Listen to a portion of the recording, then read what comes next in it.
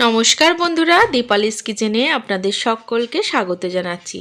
চলে এসেছি আজকে আবারও দুর্দান্ত একটি রেসিপি নিয়ে। আজকে আমি চিকেনের খুবই সুস্বাদু একটি রেসিপি শেয়ার করব। এই রকম চিকেন রান্না যদি গরম ধোয়া ওঠা ভাতের সাথে থাকে তাহলে দু হাতা ভাত বেশি খেতে বাধ্য হবেন। তো ভিডিওটি শেষ পর্যন্ত দেখার অনুরোধ রইল। আশা করছি রেসিপিটি আপনাদের ভীষণ ভালো লাগবে। তো রান্নাটি করব তার জন্য এখানে চিকেন ধুয়ে পরিষ্কার করে নিয়েছি, আর দেখতে পাচ্ছেন বেশ বড় বড় টুকরো করে চিকেনগুলো কেটে নিয়েছি। তো মশলাটা প্রথমে করে নেব। তার জন্য মিক্সিং জারে আদা আর রসুন দিয়ে দিচ্ছি, আর ঝালের জন্য 5 থেকে 6টা শুকনো লঙ্কা দিয়ে দিচ্ছি, আর 1 টেবিল চামচ মতো গোটা জিরে দিচ্ছি, আর হাফ টেবিল চামচ মতো গোটা মৌরি দিয়ে দিচ্ছি। তো আমি কিন্তু আমার চিকেনের পরিমাপ বুঝে মশলাগুলো ব্যবহার করেছি। আপনারা কতটা পরিমাণে চিকেন রান্না করবেন সেই আন্দাজ বুঝে মশলাগুলো বেটে নেবেন। তো এই সমস্ত উপকরণ দিয়ে মশলাটা খুব সুন্দর করে পেস্ট বানিয়ে নিলাম। এবার ওভেনের ওপর কড়াই বসিয়ে বেশ খানিকটা তেল দিয়েছি। তেল গরম করে নিয়ে 3 থেকে 4টে দারচিনি আর 4 থেকে 5টা এলাচ আর 2টো শুকনো লঙ্কা ফোড়নে দিলাম। ফোড়ন 30 থেকে 40 সেকেন্ড মতো ভালো করে ভেজে নিতে হবে। তো ফোড়ন এখানে ভাজা হয়ে গেছে।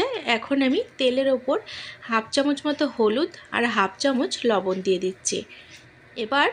এখন আমি 2টো গ্রেট করা পেঁয়াজ দিয়ে দিচ্ছি। তো 2টো বড় সাইজের পেঁয়াজ গ্রেট করে নিয়েছিলাম। আপনারা চাইলে পেঁয়াজগুলো কেটেও দিতে পারেন। বন্ধুরা, ভিডিওটি ভালো লাগলে অবশ্যই একটি লাইক করে দেওয়ার অনুরোধ রইল। তো এখানে পেঁয়াজ কিন্তু খুব ভালো করে ভেজে নিতে হবে, আর পেঁয়াজ ভাজার সময় এভাবে কন্টিনিউ নাড়াচাড়া করে নিতে হবে, না হলে পেঁয়াজ কিন্তু পুড়ে যাওয়ার ভয় থেকে যায়। তাই গ্রেট করা পেঁয়াজ তেলের ওপর দিয়ে এভাবে অনবরত নাড়াচাড়া করে নিতে হবে। তো পেঁয়াজ ভাজা হয়ে গেছে। এবার বেটে রাখা মশলা তেলের ওপর ঢেলে দিচ্ছি। এখন মিডিয়াম টু লো ফ্লেমে মশলা ভালো করে কষিয়ে নেব। ভিডিওটি দেখতে যদি কোনো নতুন বন্ধু এসে থাকেন তাহলে অবশ্যই চ্যানেলটিকে সাবস্ক্রাইব করে রাখবেন, আর পাশে থাকা বেল নোটিফিকেশানটা অন করে রাখতে ভুলবেন না। তাতে আমি যখনই পরবর্তী দিনে নতুন কোনো ভিডিওর আপলোড দেব তার নোটিফিকেশান সবার আগে পেয়ে যাবেন, আর ভিডিওগুলো সবার আগে দেখতে পাবেন। তো এখানে মশলা কিন্তু খুব ভালো করে কষিয়ে নিয়েছি। এখন আমি এর মধ্যে হাফ চামচ মতো কাশ্মীরি লঙ্কার গুঁড়ো দিয়ে দিচ্ছি, আর হাফ চামচ মতো হলুদ দিয়ে দিচ্ছি। আগে কিন্তু তেলের ওপর হলুদ দিয়েছিলাম, তাই এখন হলুদের পরিমাণ আর বেশি দিচ্ছি না। আমি কিন্তু এই রান্নাটি সম্পূর্ণ বাটা মশলা ব্যবহার করেছি। আপনারা চাইলে গুঁড়ো মশলা দিয়ে রান্না করতে পারেন, তবে বাটা মশলা দিয়ে রান্না করলে এই চিকেনের স্বাদ ভীষণ ভালো হয়। তো মশলা খুব ভালো করে কষিয়ে নিলাম। এবার ধুয়ে পরিষ্কার করে রাখা চিকেনের পিসগুলো মশলার মধ্যে ঢেলে দিচ্ছি। এখন সমস্ত উপকরণ ভালো করে কষিয়ে নিতে হবে। বন্ধুরা, ভিডিওটি আপনারা কে কোথা থেকে দেখছেন সেটি কমেন্ট বক্সে অবশ্যই লিখে জানাবেন, তাহলে আমি আপনাদের সকলকে ধন্যবাদ জানানোর সুযোগ পাবো। তো কিছুক্ষণ কষানোর পর এখানে চিকেন থেকে তেল ছাড়তে শুরু করেছে। এবার কিন্তু মিডিয়াম ফ্লেমে আরও ভালো করে কষিয়ে নেব। এই রান্নাটি আপনারা রুটি পরোটার সাথেও খেতে পারেন, ভীষণই ভালো লাগে। তাছাড়া চিকেন খেতে পছন্দ করে না এমন লোক হয়তো খুব কমই আছেন। তো একদিন এইভাবে চিকেন রান্না করে দেখবেন, এর স্বাদ কিন্তু ভুলতে পারবেন না। তো কিছুক্ষণ চিকেন কষিয়ে নেওয়ার পরে এর মধ্যে 5 থেকে 6টা কাঁচা লঙ্কা দিয়ে দিচ্ছি, আর একটি টমেটো কুচি দিয়ে দিচ্ছি। টমেটোগুলো বেশ লম্বা করে কেটে নিয়েছি, আর এখানে 3টে গোটা রসুন দিয়ে দিচ্ছি। এই সমস্ত উপকরণ দিয়ে চিকেন আবারও ভালো করে কষিয়ে নেব। আমি কিন্তু কাঁচা লঙ্কা এখানে আস্তই দিয়েছি, চিড়ে দিইনি, কারণ চিড়ে দিলে ঝালের পরিমাণ বেশি হয়ে যাবে, তাই আস্ত দিলাম। খাওয়ার সময় যদি কারোর বেশি ঝালের প্রয়োজন হয় সে কিন্তু অনায়াসে লঙ্কাগুলো ডলে নিয়ে খেতে পারবে। তো এখানে মাংস খুব ভালো করে কষিয়ে নিয়েছি, মাংস থেকে তেল ছাড়া শুরু করেছে।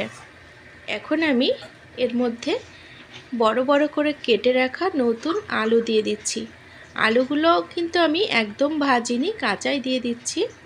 নতুন আলু ভাজার থেকে কাঁচা দিলেই খেতে বেশি সুস্বাদু লাগে, যার জন্য আমি কাঁচাই দিলাম।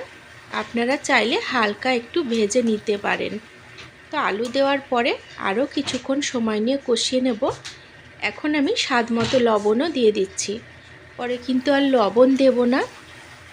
আগে তেলের ওপর লবণ দিয়েছিলাম, সেই আন্দাজ বুঝে এখন লবণের পরিমাণটা দিয়ে দিলাম।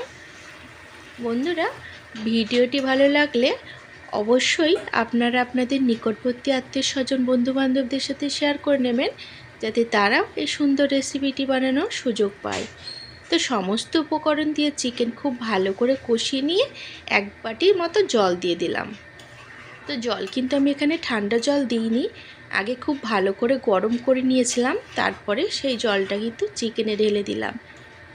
এতে আলুগুলো খুব তাড়াতাড়ি সেদ্ধ হবে, আর সেদ্ধ হয়ে যাওয়ার পরে একদম নরম তুলতুলে হয়ে থাকবে।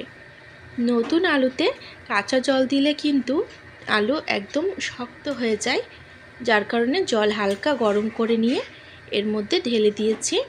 তো ঝোল ফুটতে শুরু করেছে, এবার ঢাকা লাগিয়ে 5 থেকে 8 মিনিট মতো হতে দেব। তো ফিরে এসেছি 7-8 মিনিট পর, ঢাকাটা তুলে নিলাম। আর ঝোলের পরিমাণ দেখতে পাচ্ছেন অনেকটা কমে গেছে। এখন তরকারিটা একবার নাড়িয়ে দিচ্ছি আর দেখে নেব আলুগুলো সেদ্ধ হয়েছে কিনা। তো আলু আর রসুন সমস্তটা খুব ভালো মতো সেদ্ধ হয়ে গেছে। এবার নামানোর আগে ছোটো চামচের 1/2 চামচ মতো গরম মশলা গুঁড়ো ছড়িয়ে দিচ্ছি। গরম মশলা গুঁড়ো দিয়ে আবার তরকারিটা নাড়াচাড়া করে দিলাম। এবার ঢাকা লাগিয়ে 5 মিনিট স্ট্যান্ডিং টাইমে রেখে দেব।